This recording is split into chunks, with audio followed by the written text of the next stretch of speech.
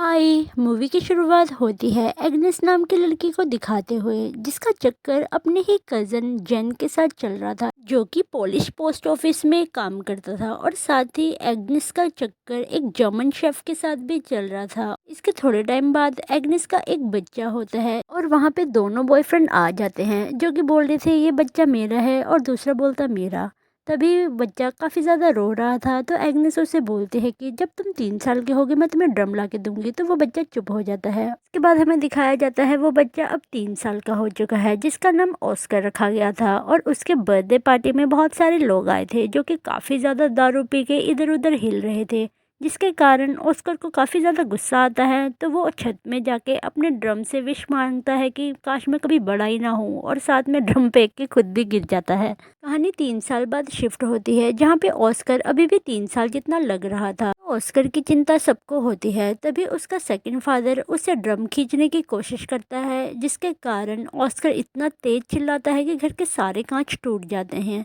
उसका अपना ड्रम किसी को भी नहीं देता था। इवन वो अपनी क्लास में भी अपना ड्रम कैरी करके जाता था, जहाँ पे उसकी मैम भी एक बार उससे ड्रम खींचने की कोशिश तो करती है, पर ऑस्कर के चिल्लाने की वजह से मैम का चश्मा तक भी टूट जाता है। उसके बाद हमें एग्नेस दिखाई जाती है, जो कि ऑस्कर को लेके दूसरी सिटी जाया करती थी और ऑस्कर को एक शॉप में छोड़ के जेन से मिलने चली जाती थी। और एक दिन ऑस्कर उसे दूर से देख लेता है कि वो जेन के साथ लपा झपा कर रही है, जिसके कारण ऑस्कर काफ़ी ज़्यादा नाराज़ हो जाता है। इसके बाद हम देखते हैं ऑस्कर के मॉम डैड ऑस्कर को एक सर्कस दिखाने लेकर गए थे, जहाँ पे बहुत सारे बोने थे। तो ऑस्कर के मॉम डैड को लगता है कि शायद उनका बेटा भी बोना ही है।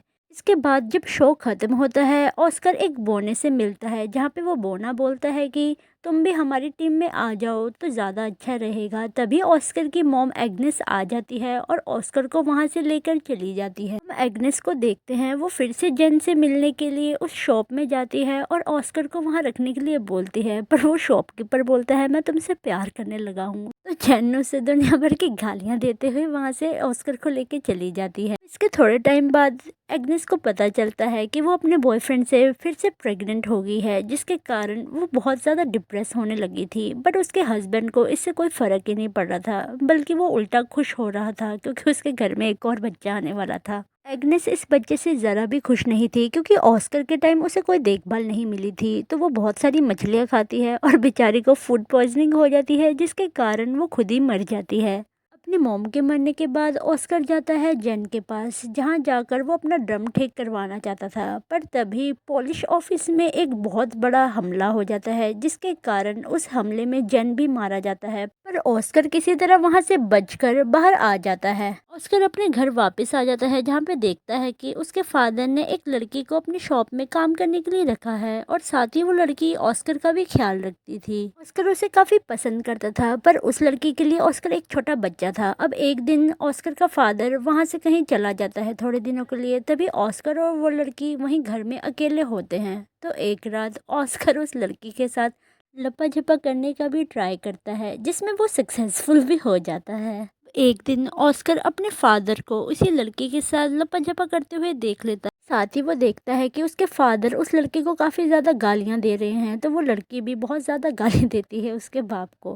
पर थोड़े टाइम बाद पता चलता है कि वो लड़की प्रेग्नेंट है, पर ऑस्कर को लगता है कि वो बच्चा उसका है। इसके थोड़े टाइम बाद वो लड़की एक बेबी बॉय को जन्म देती है, और ऑस्कर भी उस बच्चे को अपनी गोद में लेता है, जो कि ऑस्कर से भी काफ़ी बड़ा लग रहा था। इसके कुछ टाइम बाद ऑस्कर को वही बोना आदमी मिलता है, जो कि ऑस्कर को अपनी टीम में आने का फिर से इनविटेशन देता है। तो ऑस्कर भी इस बार मान जाता है और उन्हीं बोनों के साथ मिलकर शो करता है। और साथ ही ऑस्कर की वहाँ पे एक गर्लफ्रेंड भी मिल जाती है, जिसका नाम मिली होता है। और वो दोनों काफ़ी ज़्यादा एक दूसरे को प्यार करते थे, और वो सभी मिलके अलग अलग कंट्रीज में जाकर बहुत सारे शो किया करते थे, जिससे ऑस्कर को भी काफ़ी ज़्यादा इंडिपेंडेंट फील होता था।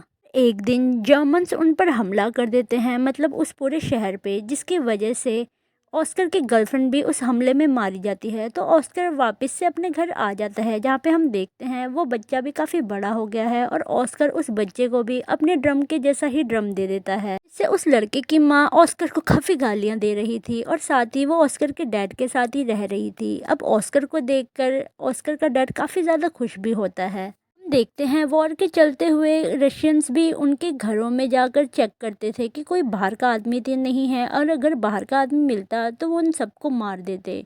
एक दिन ऐसे ही कुछ सिपाही ऑस्कर के घर आ जाते हैं, और जब वो अंडरग्राउंड पहुंचते हैं तो उन्हें बहुत सारे लोग दिखते हैं, जहाँ पे उसके जर्मन डैड का भी एक बैच था जो कि ऑस्कर उन्हें दे तो देता है पर अपने गले में अटका लेते हैं, जिसकी वजह से उनकी भी वहीं पे मौत हो जाती है। इसी के साथ ऑस्कर का अब कोई भी जिंदा नहीं था, और उसके डैड की शॉप को कोई और ऑन करता है, जो कि वहाँ पे आके ऑस्कर के फादर को अच्छे से बरियल देता है और साथ ही उनकी आत्मा को शांति देने की भी मनोकामना करता है। ऑस्कर भी अपना ड्रम अपने डैड के साथ ही बरियल कर देता है और साथ ही विश मांगता है कि अब मुझे बड़ा कर दो, जिसके कारण ऑस्कर की चिल्लाने वाली खूबी भी उसी के साथ चली जाती है, और हम देखते हैं एक बड़ा सा पत्थर आके ऑस्कर के सर पे लगता है, जिसके कारण वो वहीं पे बेहोश हो जाता है। ऑस्कर को जब होश आता है तो वो देखता है कि सारा गांव खाली करके अलग अलग शहरों में जा रहे हैं, और उसको लेकर जा रही थी उसी के बाप की गर्लफ्रेंड। और इसी के साथ ये मूवी यहीं खत्म हो जाती है। Thank you for watching. Bye bye.